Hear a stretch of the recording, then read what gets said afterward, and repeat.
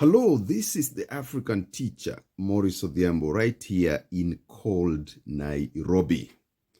Now, what is at stake for Africans is actually the survival of the race itself. We have seen what is going on in South Africa, the system of oppression that was established by white people.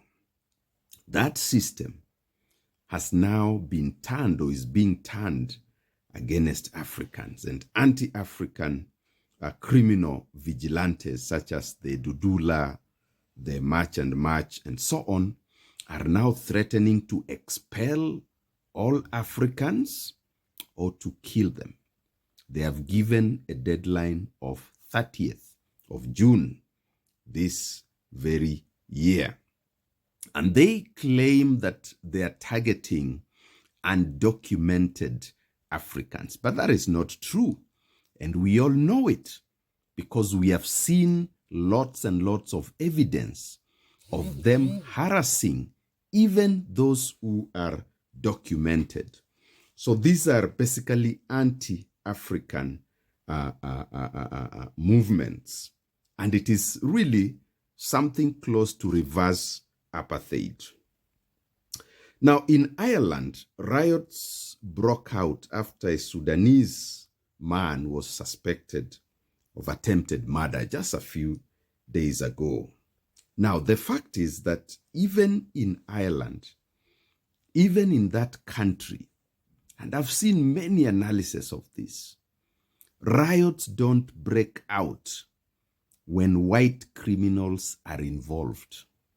Riots don't break out when there's violence by whites against other whites. And many cases have been given to prove that that is true. So the International Federation for Human Rights and other organizations have characterized what is going on in Ireland as racist. These are white-led organizations, and they have said that this is racist, and this is essentially, first and foremost, against Africans. Now, you may ask yourself, why is all this going on? Now, put aside the South African case. The fear of Africans in the West is not something new. We know about the Great Replacement or the White Replacement theory that basically asserts that migration of Africans to the West is a deliberate scheme to replace white people with black people. That is an established theory, and you can Google and you can read it. So the fear of black people by white people perhaps can be understood more than how we understand and interpret the situation in South Africa. You see, black people built Western economies during the period of slavery. During this period of neo-colonialism, black labor has continued to build Western economies and Western societies. We have had a lot of labor migration.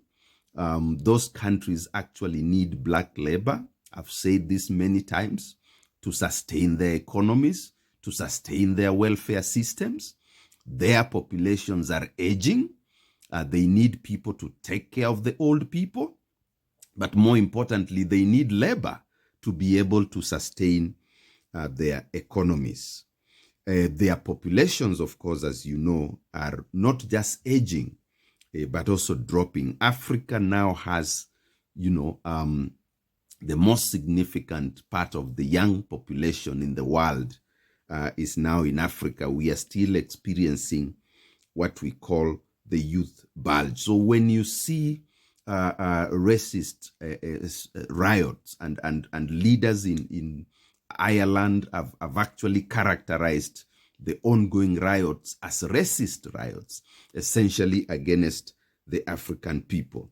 So let's come back to South Africa, because the contradiction here must be seen very clearly by all Africans. We must begin to understand that on the pedestal of racist politics, Africans have suffered the most.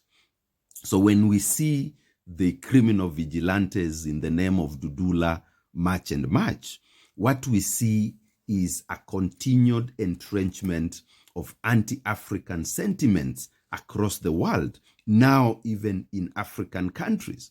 And there's a great danger that the criminal acts being committed in South Africa can actually spread to the rest of Africa if we don't have leadership, a kind of leadership that can actually bring this to an end. We know that the Ghanaians and the Nigerians have opted to repatriate some of their citizens, those who are willing to go back to their country. But you see, once that process starts, then where will it end? Where will it end? Will Tanzanians across the border start asking Kenyans to leave their country? Will Kenyans start asking Tanzanians to leave their country? Will Ugandans start asking South Sudanese to leave their country? There will obviously be a ripple effect when we start doing this kind of thing that they want to do in South Africa. Now, black people must know that they cannot rely on others to protect their race. The white people have proved to us that race is important. You have to protect your own. That is why every time a black person is accused of crime, it becomes riots. It's not treated as a criminal act. But when there is violence, white against white violence, it is treated as ordinary crime. No one talks about it. No riots whatsoever. So African people must know that they are on their own. We have many African countries in Africa. What we need to do is to realize that our own survival depends on how we work together, depends on how we integrate our communities, depends on how we integrate in terms of trade, in terms of foreign policy, and so on. We cannot be getting shut down in the West because the West is guilty of committing crimes. Just recently, the UN recognized slavery as the most heinous, the worst crime against humanity. They are guilty. They are guilty of committing crimes against Africa. Now, we cannot import the same racism to Africa and start targeting our own people. It is, at the end of the day, about the survival of the black race.